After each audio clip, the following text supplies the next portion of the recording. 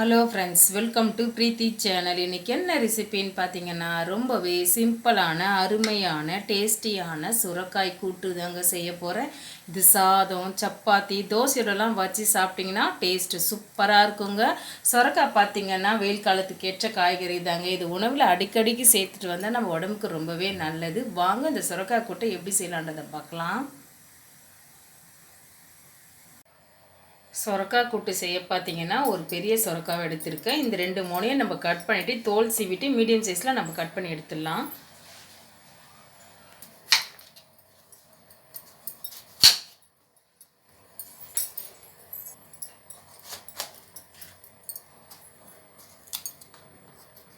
மேலே இருக்கிற தோல் பகுதியை நம்ம எடுத்துடலாம்.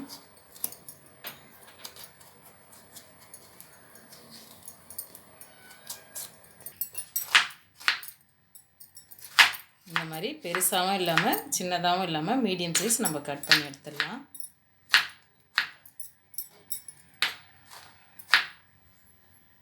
சொரக்காவை மீடியம் சைஸை எல்லாத்தையும் கட் பண்ணி போட்டுட்டேன் இந்த மாதிரி தண்ணியில்.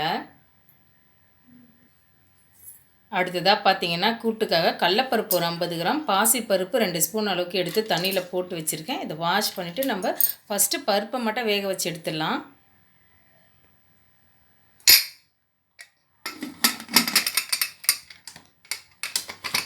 இப்போ குக்கரில் 2 விசில் வச்சிடலாம். பருப்பு மட்டும்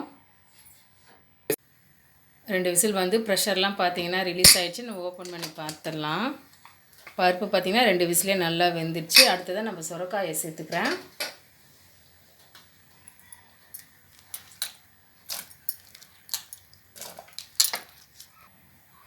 அடுத்ததாக ஒரு பெரிய தக்காளியை சேர்த்துக்கலாம். ஒரு பெரிய வெங்காயத்தையும் கூடவே சேர்த்துக்கிறேன். ஒரு 4 பச்சை மிளகாவையும் நம்ம சேர்த்துக்கலாம். பூண்டு பார்த்திங்கன்னா ஒரு 10 பல் பூண்டையும் சேர்த்துக்கிறேன். கூடவே 1/2 ஸ்பூன் மஞ்சள் பொடி சேர்த்துக்கிறேன். காரத்துக்காக 2 ஸ்பூன் குழம்பு பொடி சேர்த்துக்கிறேன். வீட்டில் அரைச்ச குழம்பு பொடி தாங்க இது. கூட்டுக்கு தேவையான உப்பையும் சேர்த்துட்டு இதை க்ளோஸ் பண்ணிக்கலாம். பருப்பு வெந்த பிறகு சொரக்காய் சேர்த்தாதாங்க சீக்கிரமாக நல்லா சொரக்காய் வெந்து வந்துடும். ரெண்டுத்தையும் நம்ம ஒன்று சேர்த்து வேக வச்சோன்னா சொரக்காய் வெந்துடும். பருப்பு பார்த்திங்கன்னா நச்சு நச்சுன்னு இருக்கும், அது நல்லா இருக்காது. இந்த மாதிரி செஞ்சு பாருங்கள், சூப்பராக இருக்கும். இப்போ தட்டை போட்டு க்ளோஸ் பண்ணிடலாம்.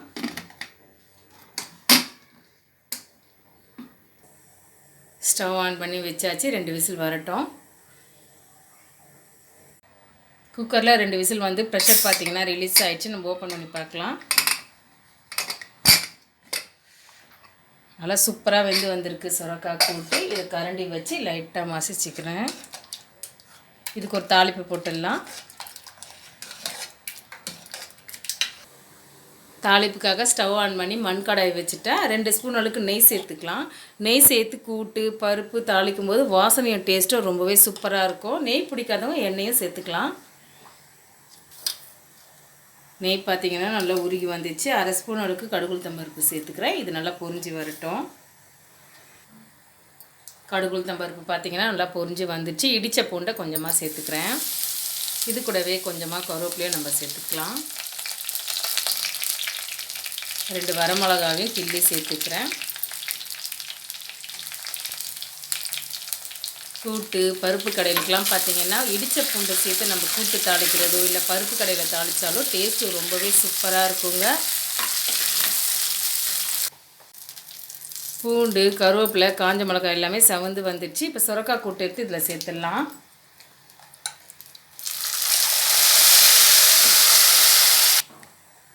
சுரைக்காய் கூட்டை சேர்த்துட்டு இதை அப்படியே கலந்து கொடுத்துடலாம். ஒரு கொதி வரட்டும். சுரைக்காய் கூட்டு பார்த்திங்கன்னா நல்லா ஒரு கொதி வந்துடுச்சு. இதுக்கு மேலே கொஞ்சமாக கொத்தமல்லி தூவிக்கிறேன். தூவிட்டு நல்லா கலந்து கொடுத்துடலாம். அவ்வளோதாங்க, ரொம்பவே சிம்பிளாக சூப்பரான சுரைக்காய் கூட்டு ரெடி ஆகிடுச்சிங்க. இது சாதம் சப்பாத்தி தோசையோடலாம் வச்சு சாப்பிட்டிங்கன்னா டேஸ்ட்டு சூப்பராக இருக்குங்க. நீங்களும் இது போல் ஒரு முறை ட்ரை பண்ணி பாருங்கள். இந்த வீடியோ உங்களுக்கு பிடிச்சா லைக் பண்ணுங்கள், ஷேர் பண்ணுங்கள், சப்ஸ்கிரைப் பண்ணிக்கோங்க. தேங்க்ஸ் ஃபார் வாட்சிங்.